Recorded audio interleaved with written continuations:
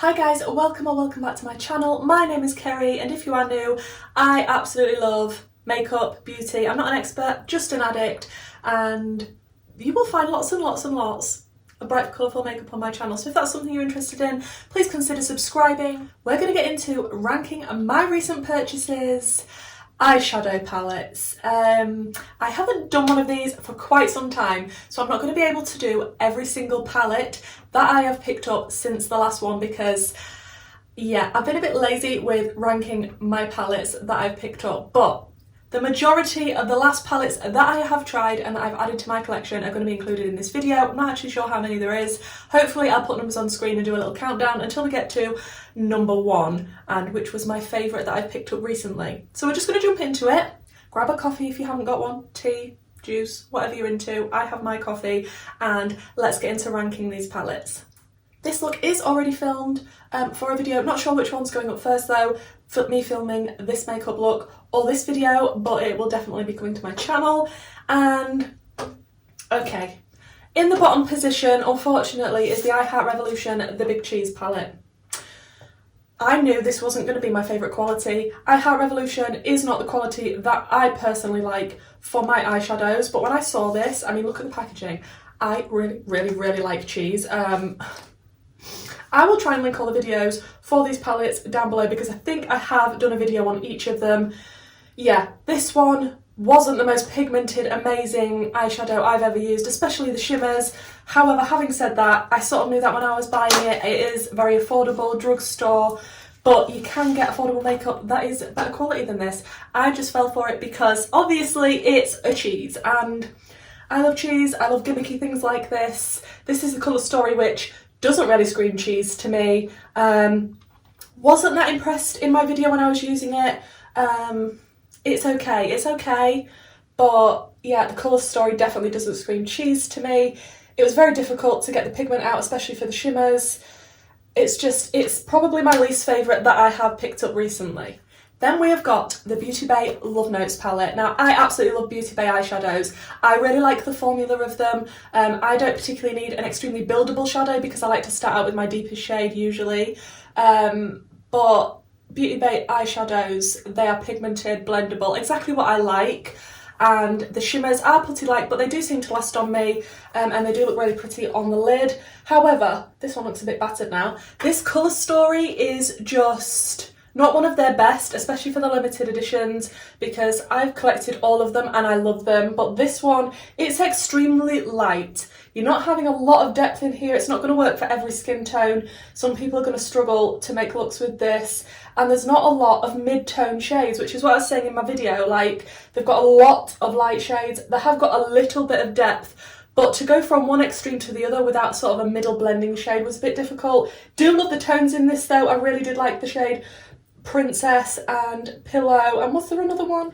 I can't remember, it may have been Spark, but it's nice and it is the good Beauty Bay quality. But I just think with this colour story and how they've chosen to put it together, it's not one of my favourites, so that is where this one is ranking. Then we've got the Urban Decay Wild Greens palette. I remember doing the video on this and I actually changed the title of this palette on the thumbnail to Mild Greens, not Wild Greens, just because it's a bit lacklustre green wise. I love green eyeshadow. If you haven't been here before, I love green eyeshadow with a passion. Now, I know this was going to be a bit more muted and there is a lot of neutrals in here, and I'm not the biggest neutral lover in the world. I did really like the look that I came up with this, but I'm ranking it here just because, am I going to reach for this over other palettes a lot? Probably not. I really love the packaging of this though. That is one of the things that also drew me to it. I haven't been interested in a lot of Urban Decay stuff that they've released recently, but this one definitely was more up my street. I just love the packaging, and I do like that it's got greens in it. Is it a wild green palette though? Really? Probably not. And I will definitely use it again, but like I say, will I reach for this over my many other beautiful green palettes? Not often. Then we've got another Beauty Bay palette. This is the Berries palette. Now obviously they released 3 new palettes and they're not part of the limited edition range. There's the Berries, the Earthy and the Midnight. They are all coming in this little lineup, and this is where the Berries has ranked. Now this one doesn't come in a 42 colourway, but the other two do, and I did pick them up in the 42 because I'm obsessed with eyeshadow and apparently I have an issue. So yeah, this one ranks further down than the others just because the colour story Absolutely stunning, and I do really like especially the bottom row and this really deep, what shade is this called? It's so difficult to read the names in this palette. Journal.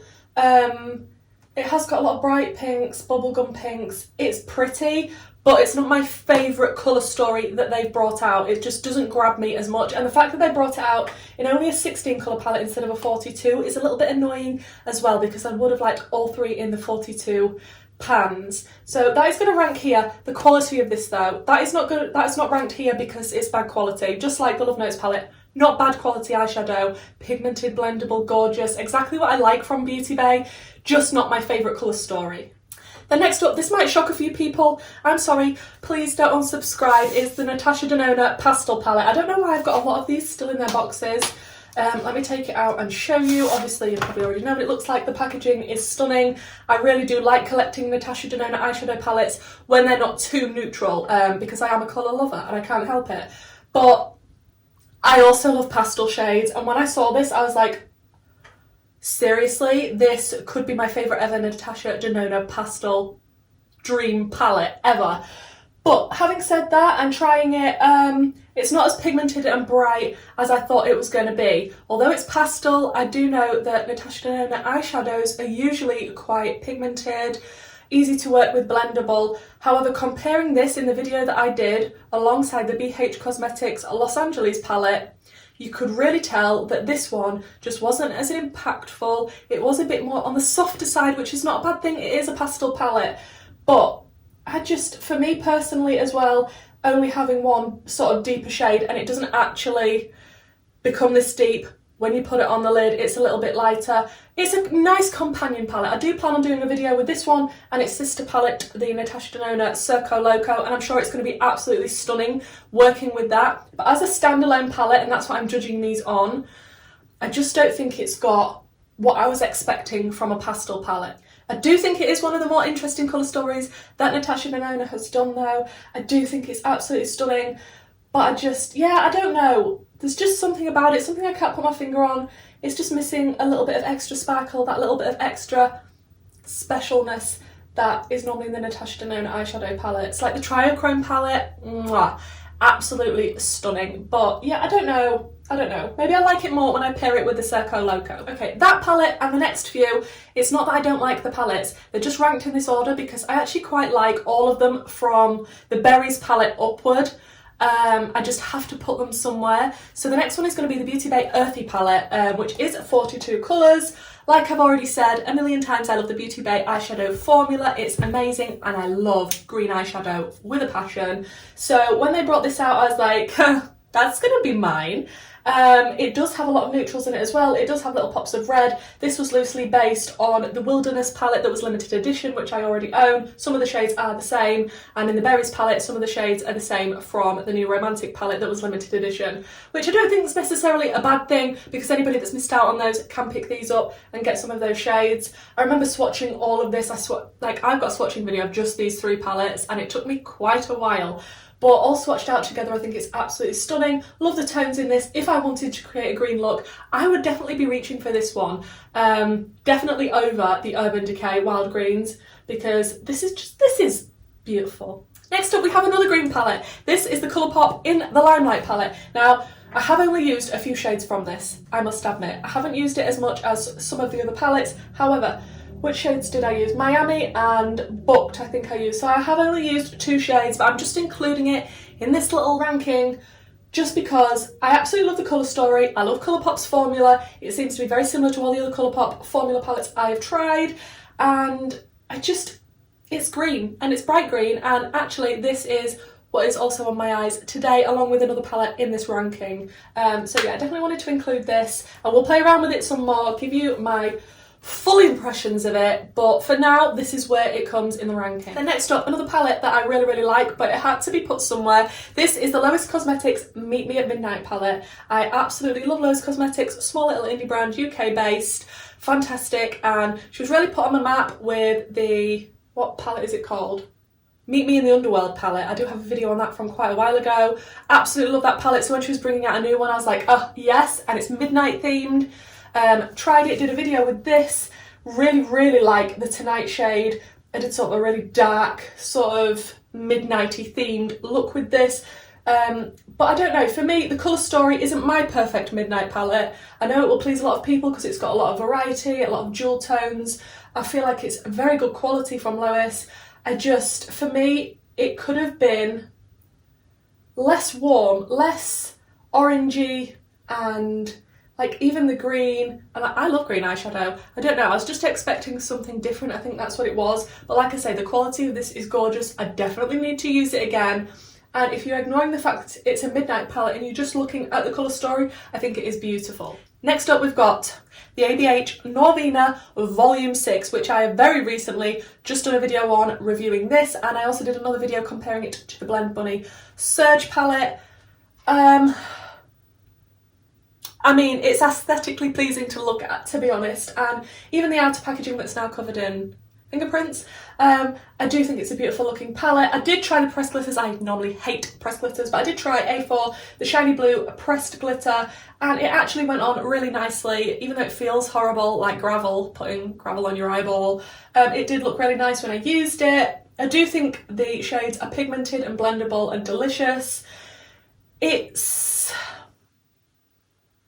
nice, but it's not my absolute favourite. It may be my favourite Norvina palette in my collection now though, but I definitely don't think it's a bad palette. I just don't really think it's worth £62. Then next up is the other palette that I've got on my eyes today, which is the Colourpop All Amethyst palette. Yes, I got a Colourpop order. You will see in my other video where I'm putting this makeup look on, and absolutely stunning. This colour story is beautiful. I did use 3 of the shades from this, the Royal Affair, Feb's Gem and Amulet, so I can only tell you about those 3 shades at the current moment until I've tested it some more. However, for now this is where it's going to rank because I think the colour story is beautiful. I was impressed with the shades that I did use.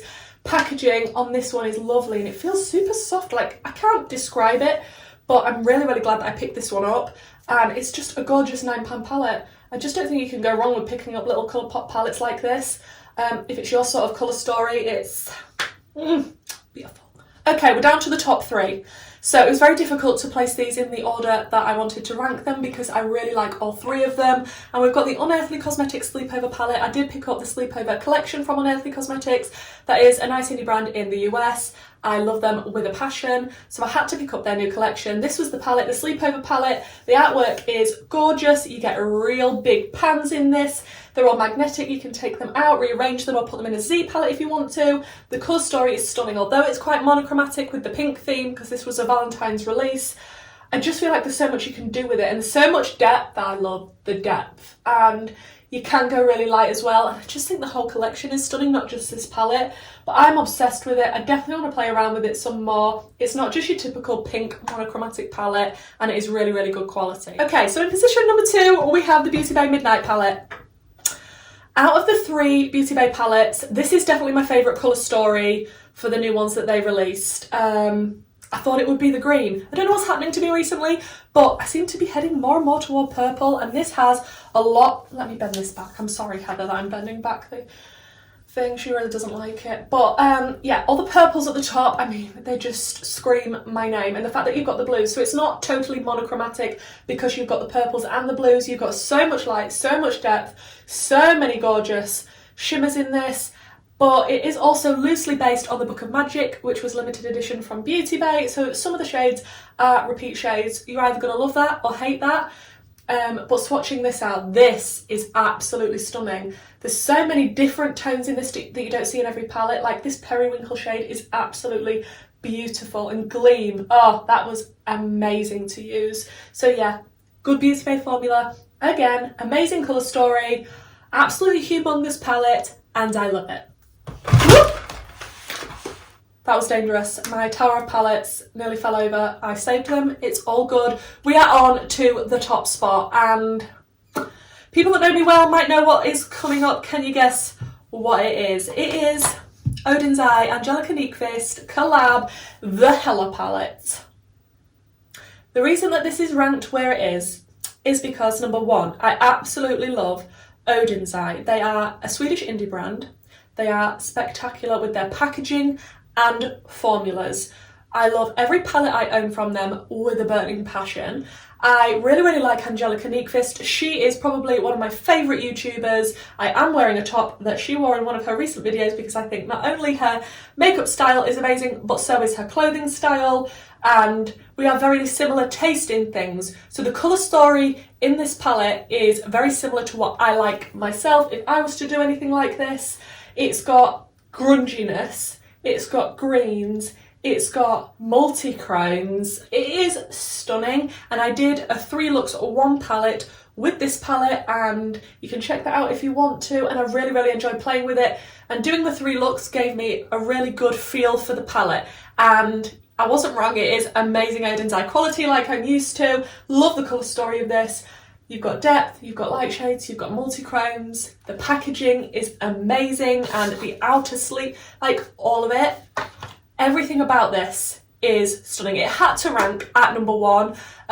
Definitely so glad that this is in my collection. It is limited edition. I do believe it's still in stock at the moment, but when it sells out, they're not going to be bringing it back. So if you want it, grab it while you can. Love it with a burning passion. So guys, that is my palette ranking. Let me know what you think down below. Would you have changed anything up? Is there anything that I ranked super low that you really love, or vice versa? Did you pick up any of these palettes? Are you impressed with them?